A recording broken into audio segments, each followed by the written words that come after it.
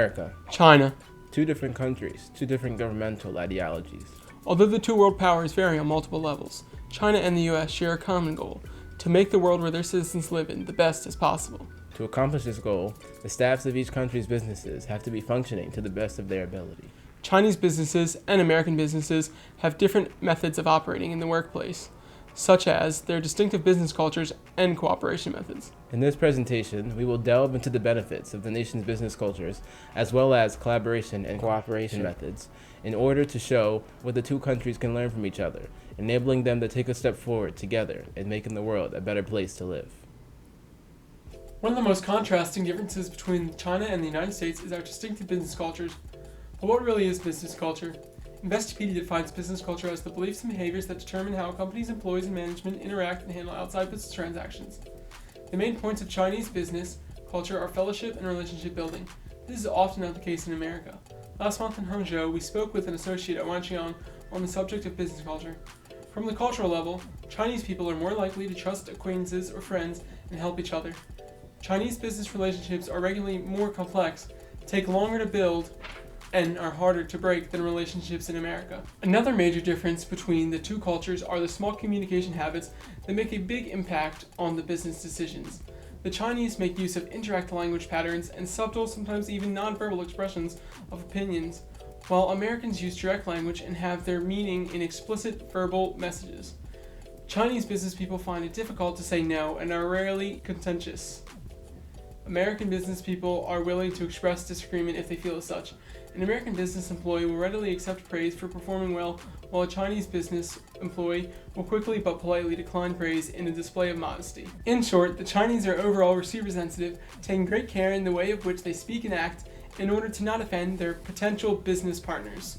Americans, on the contrary, are overall sender sensitive, with the main goal being to get their point across in a forthright manner.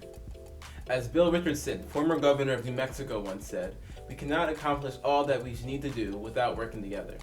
Whoever the members, whatever the goal, collaboration is key." Mentioned in our discussion was that the Wanxiang Group actively collaborates with several companies in various fields, such as clean energy, agriculture, real estate, and auto parts manufacturing.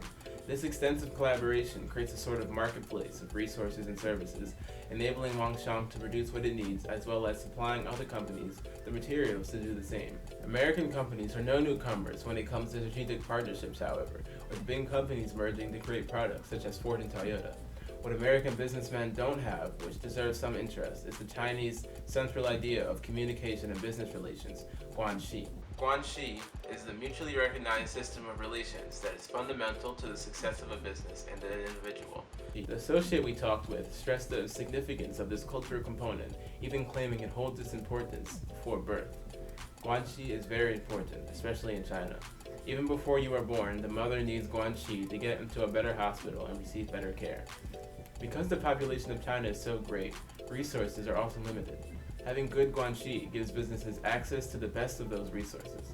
The upper hand one can have through strong guanxi may seem unfair to most Westerners, but in the Chinese culture, the distribution of resources to one's acquaintances is key to building up the long-lasting business relationships that are vital for success.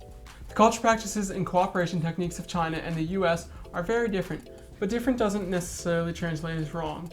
These two frontier countries have the great and extremely worthwhile opportunity to learn from each other. As the ancient philosopher Xuanzi wrote in 313 BC, 不闻不若闻之，闻之不若见之，见之不若知之，知之不若行之. Having heard it is not as good as having seen it. Having seen it is not as good as knowing it. Knowing it is not as good as putting it into practice. Knowing is only half the journey. To make change happen, we have to put our newfound knowledge to action. We can learn from the Chinese and focus more on creating long-lasting, worthwhile business relations with others in order to ensure the functionality of businesses in the long run. The Chinese can learn from us in the matter of our directness, speaking their mind confidently and respectfully to get their point across. And both of our nations, together, have to make an effort to collaborate efficiently in order to make the world a better place for all.